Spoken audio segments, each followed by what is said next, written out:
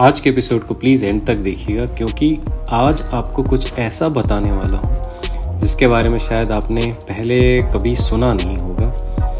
और उस राज को खोलने के लिए हमें जंगल के बहुत अंदर तक जाना होगा। अभी हम मध्य प्रदेश के शिवपुरी के पास माधव नेशनल पार्क जंगल में हैं। पर इस जंगल में एकदम डीप में जाकर यहाँ की सबसे ऊंची जगह पे कुछ ऐसा है जिसके बारे में आपने शायद पहले कभी सुना नहीं हो।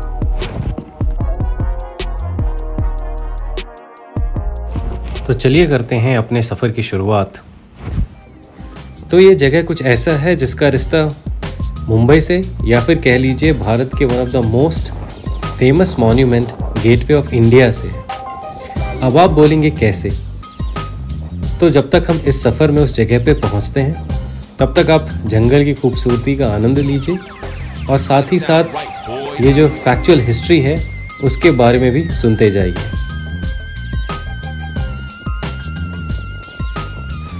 तो ये बात है 1911 की। 1911 में जॉर्ज V, जो कि क्वीन विक्टोरिया के ग्रैंडसन थे और ब्रिटिश एम्पायर के राजा या एम्परर, और क्योंकि भारत भी उस समय ब्रिटिश साम्राज्य का हिस्सा था तो उसके भी एम्परर हुए। इनफैक्ट भारत में आने के बाद उनका कॉरोनेशन हुआ था एज ए एम्परर भारत के लिए। तो जब 1911 में वो भारत आए थे, उसको सेलिब्रेट करने के लिए 1911 में गेटवे ऑफ इंडिया का निर्माण शुरू किया गया था।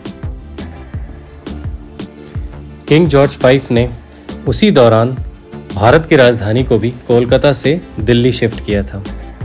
अब उनको शिकार का बहुत शौक था और नेपाल से लेकर मध्य भारत के कई हिस्सों तक वो काफ़ी जगह पर अलग अलग तरीके से शिकार वगैरह करते रहे।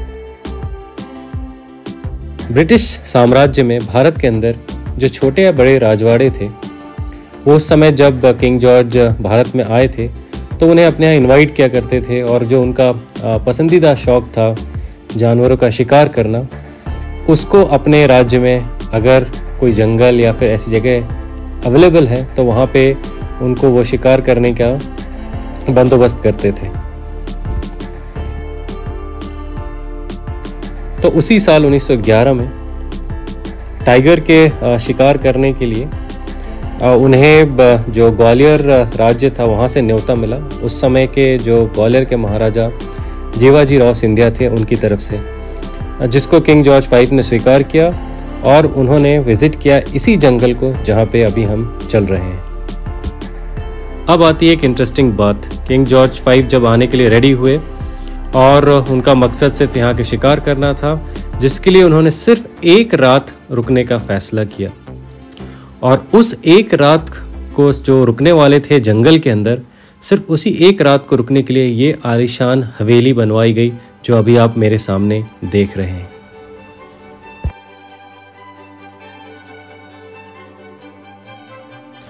अब आती है दूसरी इंटरेस्टिंग बात। किंग जॉर्ज V जब यहाँ पर आए और जब वो जंगल से, क्योंकि काफ़ी अंदर है ये जगह जंगल के, तो जंगल के बाहरी हिस्से से अपने काफिले के साथ जब अंदर की ओर आ ही रहे थे, तभी उन्हें रास्ते में दोपहर के समय ही एक टाइगर दिख गया और उन्होंने उस टाइगर का शिकार भी कर लिया। अब जब उनका मकसद पूरा ही हो गया तो उन्होंने सोचा कि अब मुझे यहाँ पे क्यों रुकना है, तो वहीं से वो लौट गए और इस हवेली में जो अभी आप सामने देख रहे हैं, इसमें वो कभी रुके ही नहीं। इसका मतलब जिस चीज़ के लिए या जिस व्यक्ति के लिए इस हवेली को बनाया गया था वो इसमें कभी रहा ही नहीं।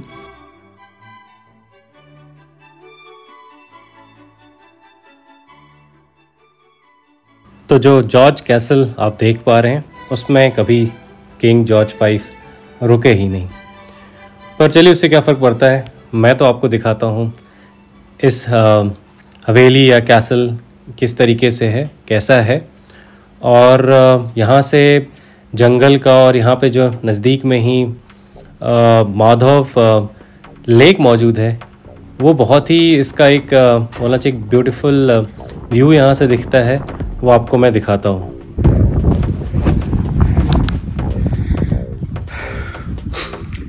जॉर्ज कैसल के टॉप पे हैं और यहाँ दूर आप माधव लेक जो 1.5 किलोमीटर लंबा है वो देख पा रहे हैं।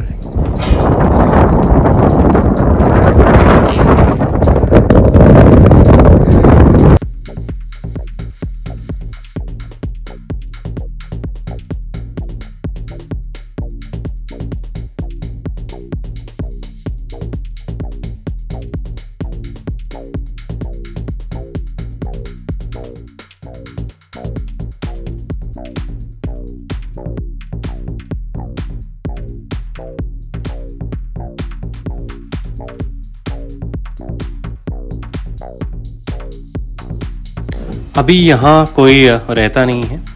हमारे साथ जो फॉरेस्ट डिपार्टमेंट के गाइड हैं उन्होंने बताया कि ये जो नाइट में पेट्रोलिंग करने के लिए जो फॉरेस्ट डिपार्टमेंट के पेट्रोल करने वाले कुछ लोग हैं वो लोग यहाँ पे कभी कभार रुकते हैं।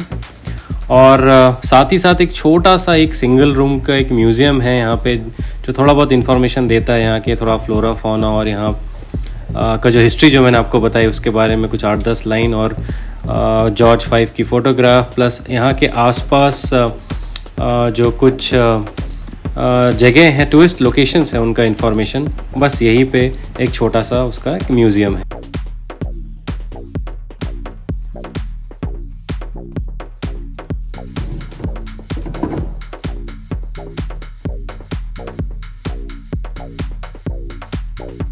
हिस्ट्री के साथ साथ इस जगह का बहुत ही जोग्राफिकल इम्पोर्टेंस भी है, स्पेशली ये जो नज़दीक में शिवपुरी शहर है उसके लिए।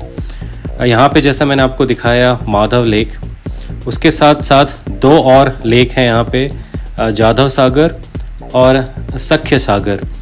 और ये जो दोनों लेक है, इनफैक्ट ये तीनों लेक जो हैं वो आपस में इंटरलिंक्ड है और इनका एक चैनल सिस्टम है जो एक दूसरे को पानी की तरफ फीड करता है।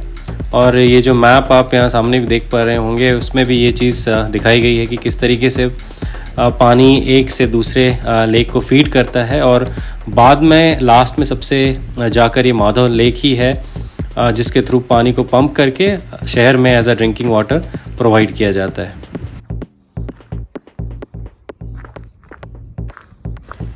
तो चलिए आपको इस कैसल, हवेली या महल, पैलेस जो भी कह लें, उसका एक बार चारों तरफ से दिखाते हैं कि कैसा दिखता है। बहुत ज़्यादा अच्छी कंडीशन में मेंटेन तो नहीं है, लेकिन फिर भी अपनी जगह पे खड़ा है और थोड़ा बहुत इसका इस्तेमाल होता रहता है फॉरेस्ट डिपार्टमेंट के लोगों की तरफ से।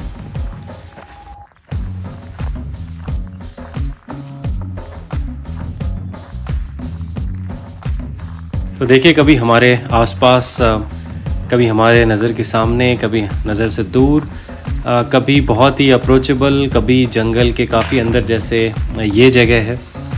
ऐसे ऐसी स्टोरीज़, ऐसे ऐसे लोकेशंस और ऐसे ऐसे आर्किटेक्चर छुपे हुए हैं जो कि बहुत सारे लोगों को पता नहीं। और हमारी कोशिश यही रहती है कि ऐसे जगहों को ढूंढें, ऐसे कहानियाँ, ऐसे हिस्ट्री के फैक्ट्स जिसके बारे में कम लोगों को पता है वो आप तक हम पहुँचाते रहें।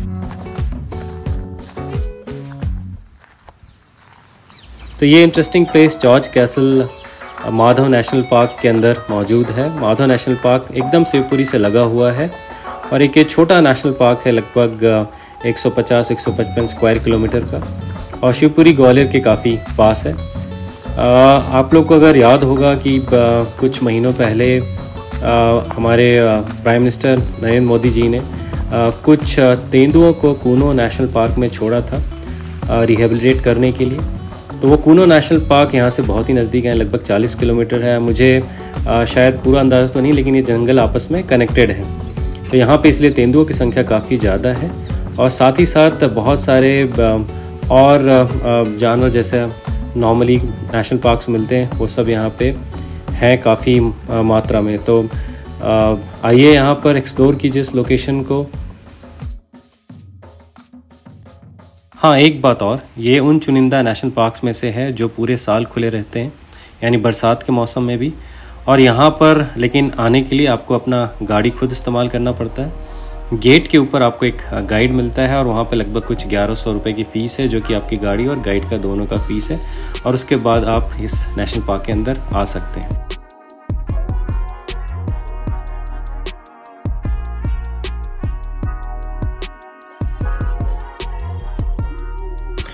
तो चलिए इसी के साथ आज के इस इंटरेस्टिंग डे को ख़त्म करते हैं और आपसे गुजारिश रहेगी हमेशा की तरह कि आप बने रहें, और अगर अभी तक आपने सब्सक्राइब नहीं किया है तो प्लीज़ चैनल को सब्सक्राइब करें और मिलते हैं फिर से अगले हफ्ते इसी समय पे।